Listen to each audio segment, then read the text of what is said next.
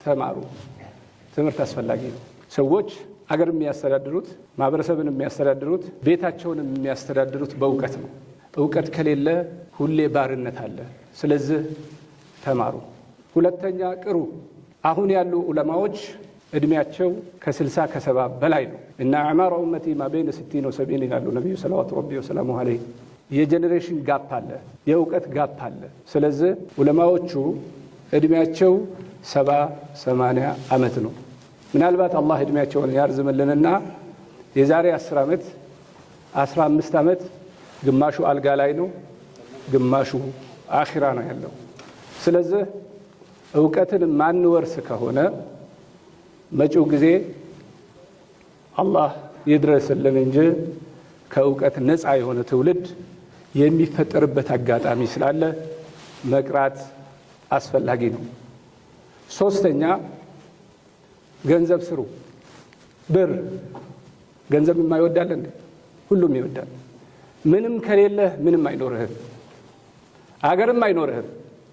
አገርህን ለሆድህ ስትል ትሸጣለህ፣ ዲንህን ለሆድህ ስትል ትሸጣለህ። ስለዚህ ስሩ። ስትሰሩ ደግሞ ለዓላማ ስሩ። በስተመጨረሻው ሰክሰስ የሚባለው ነገር ስኬት የሚባለው ነገር ቢያንስ 10 ነገሮችን ይፈልጋል።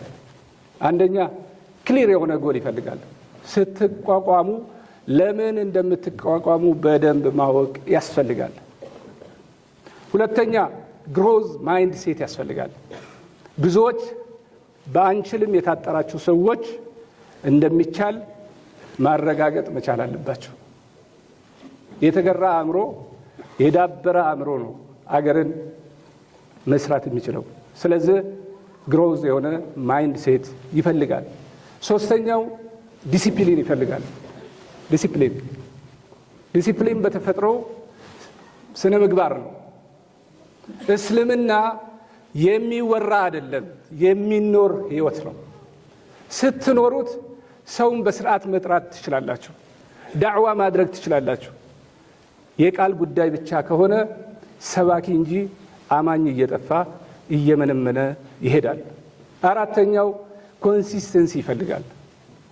አሐቡ الأعمال إلى الله أدومها وإن قل። ትንንሽም ብትሆን ተከታታይነት ያለው ስራ መስራት ይፈልጋል። አምስተኛው ኮንቲኒየስ ለርኒንግ ይፈልጋል። በየቀኑ መማር፣ ማወቅ፣ ማንበብ ኤቭሪ ሲንግል ዴይ 60 ገጽ ማንበብ የፈለገ ሰው 20 ደቂቃ ብቻ ነው የሚፈጅበት። 3000 ጊዜ እስትግፋር ማድረግ የፈለገ ሰው 20 ደቂቃ ነው የሚፈጅበት። አንድ ሰው የንበት አቅሙን ካዳበረ በአንድ ደቂቃ ውስጥ 1300 ቃላቶችን ማንበብ ይችላል። ስለዚህ ንበት አስፈላጊ ነው። ሌላው ሪዚሊየንት ነው፣ ጽናት፣ መቋቋም። ችግር ሲመጣ የምታፈነግጡ ከሆነ የምትመለሱ ከሆነ ወደምትፈልጉት አጀንዳ መሄድ አትችሉም። ሰባተኛ ፖዚቲቭ አቲቲዩድ። አንዳንድ ሰዎች ከእንቅልፋቸው ሲነሱ አትችልም የሚል መንፈስ ብቻ ይዘው ነው የሚነሱት። አትችልም፣ ያንተ አይደለም፣ አቅምህ አይደለም። ይሄ እንደዚህ አይነት ሰዎችን መራቅ ያስፈልጋል። ኔጌቲቭ ኢነርጂ ነርቸር የሚያደርጉ ሞራል የሚነኩ ስትሰሩ፣ ስትማሩ፣ ስታስተምሩ የሚንቋችሁን ሰዎች በትክክለኛው መራቅ ያስፈልጋል። ስለዚህ 7ቱን ነገር ይዛችሁ ኮንሲስተንሲ፣ ሬዚሊየንት፣ ክሊር ጎል፣ ግሮዝ ማይንድ ሴት የምንላቸውን ነገሮች ይይዛችሁ ወደፊት እንድትራመዱ አደራላለሁ። ሌላው ከደመና በታች የማይፈታ ችግር የለም ይባላል። ከአላህ ውጪ ከደመና በላይም የሚፈቱ ችግሮች አሉ።